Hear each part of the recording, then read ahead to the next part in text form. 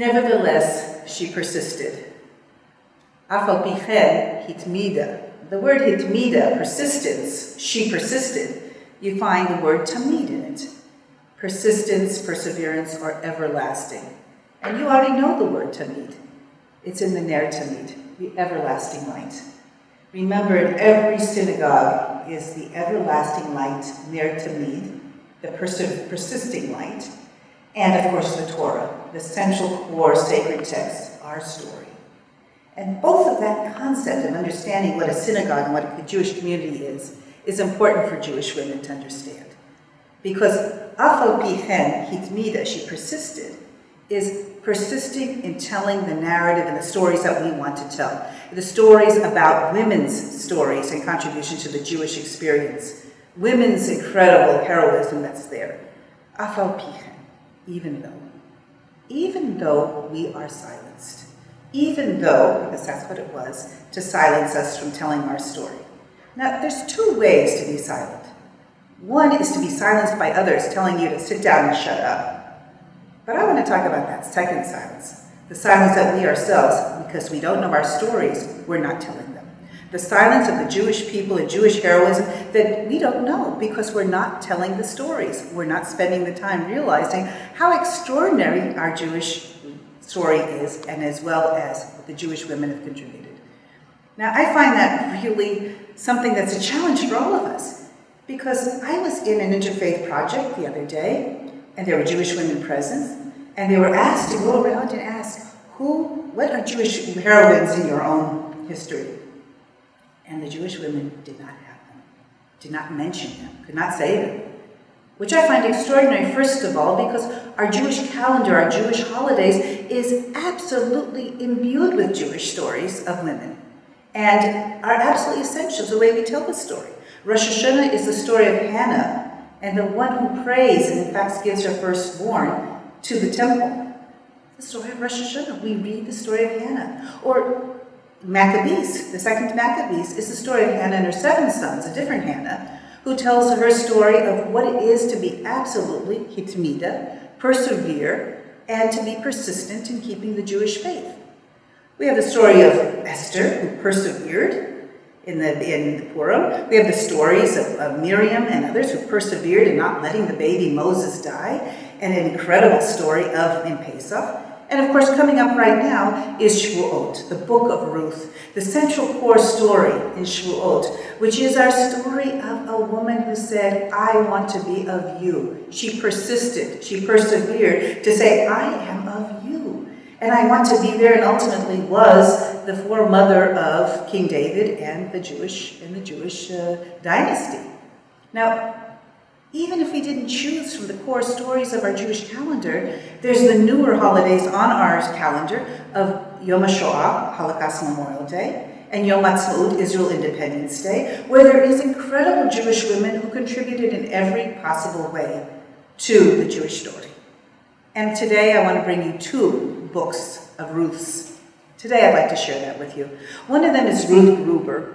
Ruth Gruber is the story of the photojournalist, a brilliant feminist who got at the earliest PhD ever in history. At age 20, she had a PhD on writing about Virginia Woolf from a feminist perspective in 1933. And one of the most amazing things about Ruth is not her intelligence or her beauty. I used to sit next to her in every year. I look forward to the American the Holocaust conference, so I could sit next to this, a beautiful elderly woman with gorgeous pastels, Ruth, and hear stories from her. She just passed away at age 105, just this November. Ruth Gruber was a woman who wrote many, many books. Several movies have been made with her, both a made-for-television movie called Haven and the story of her life called Ahead of Time. And one of the incredible things about Ruth Gruber is that she is the one who accompanied and did the photojournalist story of the only Jews, 1,000 Jews to Oswego, New York in 1944, that were refugees from the Holocaust rescued by America. The only group. But moreover, the one that she's most famous for is Exodus 1947. She was there on the boat with the people as they were deported, after the book, they fought 4,500 Jews were on this incredible ship, coming over, sent over from Nazi Europe to the land of Israel, where they want to be, 1947, and the British sent them back. Ruth was there doing the journalist, taking photographs, interviewing them, and writing the first book, and therefore being the first to change the tide about why there needs to be a state of Israel for the Jewish people. Her book, which became the basis of the book for Leon Uris and the movie and so much else, and all of the other works that she did on Ethiopian Jewry, on other Jewish women in all sorts of life, Ruth documented.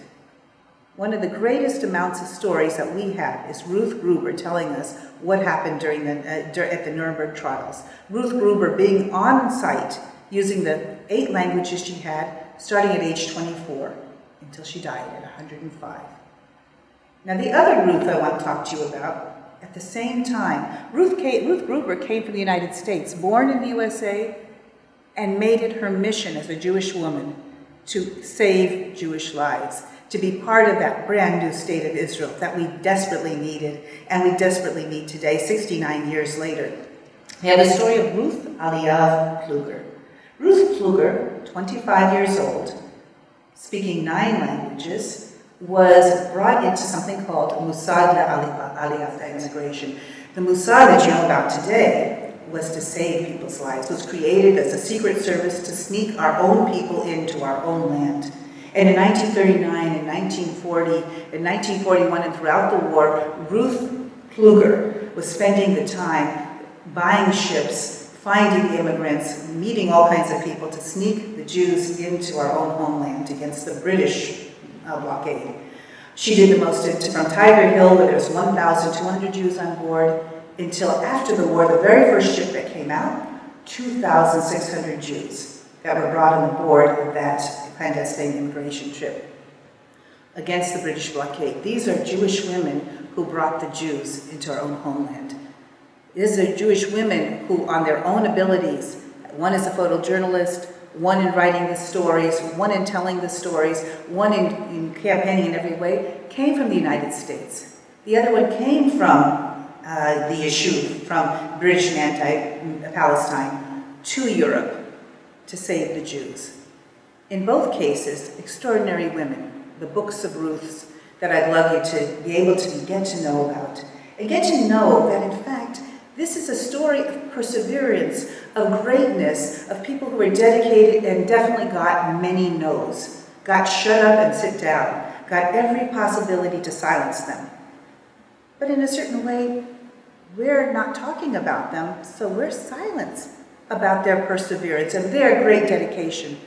Are Ruth's, and many others, by the way, because Afal Pichen, nevertheless, is the name of the only existing ship, the name of the ship, that's still around today. Of the 119 ships that were illegally bringing Jews from Nazi Germany, Nazi Europe into Israel, ones that both of the Ruths worked on and persevered for, nevertheless, Afal Pichen still exists today in Haifa in the Clandestine Immigration Museum. And I hope you'll make it to Haifa to see the story of the illegal immigration, or what we call a clandestine immigration.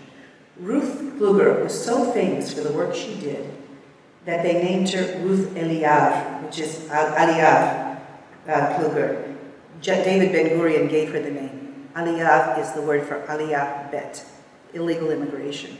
And these are 2 of the sisters, I don't want to call them mothers because they're much greater than that, 2 of the Jewish women that I'd like to introduce you to today as we go and read the book of Ruth later on this month, to read the books of Ruth's and many other persevering Jewish women who've done a lot for us. Our heroic are the ones who in fact opened the doors to Palestine, to the state of Israel, and created it alongside with us.